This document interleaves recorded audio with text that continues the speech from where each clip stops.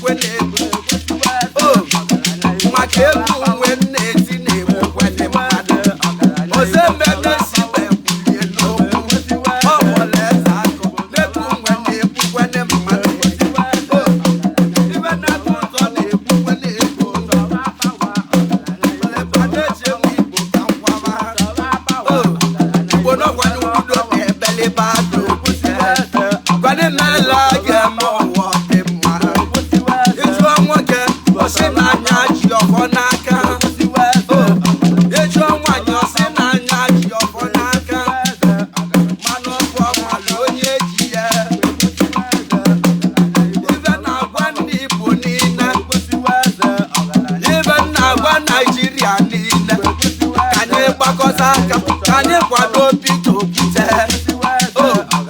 Nwagola dịrị gbata aja mana tata Nwagola dịrọzi Naịjirịa tabaja ya bụ amụma nna m buru n'egwu n'ogbo tata ya ka m na-ebuzili ndị Igbo maka gịnị a na-akọrọ mmiri ma kolikoli ibe nọsemene sigbe emeline ya bịala m ka nje tọpụ ya bụ ozi ndị Igbo yọbụrụ na ọ ga-ekwe omume si were ọchịchị kenye Peter Obi n'aka Nwagola adịghị gbata aja Nwagola adịrọ Naịjirịa tabaja Nwagola adịrọ Naịjirịa tabaja Okwute ndị Igbo bi ya Ochikweze ndị Igbo yagidelarị wee duru Peter Obi n'aka wee jebe wepụta n'imilikiti igwe ndị Igbo wee bolu Peter Obi wee nye nya aka enu wee gwa ndị Igbo onye nwebu Okwute ndị Igbo ihe mkpụrụ obi ndị Igbo niile Peter Okwute yarọbịa duru mana m ebeligwe ma kwa Peter ewe n'igwe ma kolikoli kama na ọ nwere ebe m na-agwa gị n'ogbe tuwo mụ eturu m n'okwu mụ Peter Okwute echeba biko chebakwa mma echeba Naịjirịa biko chebakwa mma maka na ndị chibụlachi oge gara aga onye ligolo ọbụla babụla ego ụzọ ndị ọ na-achị ya ka m na-ekwu n'ozemene si webụla amụma ofo si na ya na-abịakwanye ma ọ bụrụ anyị egbe ma ọ bụrụ anya mma ya bụ ya mesịrị wee bịa onye gbata ọya libi ya ọ gaala agbata ọya libi ya ogbenye gbata ọsọ ọya libi ya ọ bịala egbe abụọ ka wee gịnị ka ọ ga-abụzi ndị Igbo ya rọbịa duru ma nna m ebele akwa Igbo nyanataba anya mmiri juru m anya mmegbu a na-emegbu egwu na-ewute nwa atụrụ mmegbu a na-emegbu ndị Igbo na-ewutekwe Chifu Olisa unu na-anụkwu onu egwu nekene ndị Igbo na Amerịka chi nwere ego niile ba ga-enwe ahịa si lụọ ya enweli na Amerịka yoru onye ji ụka kwuo mana Amerịka nwere iyi na ajụwa gachirọbachi n'abalị mbụ Mesịa wee nweta vice president ma be nwetara ya ma kolikoli ya bụ ibe ka chọrọ ime ndị Igbo ọ ka na-elibe onye mụ anya ka mụ na-achụ echegbu Igbo ebebe udo n'ebe ọ ga-arọ echegbu Igbo na-akwa udo n'ebe ọ ga-arọ Rochas Okorocha kpachala anya gị Ọjị Ụzọ Kanụ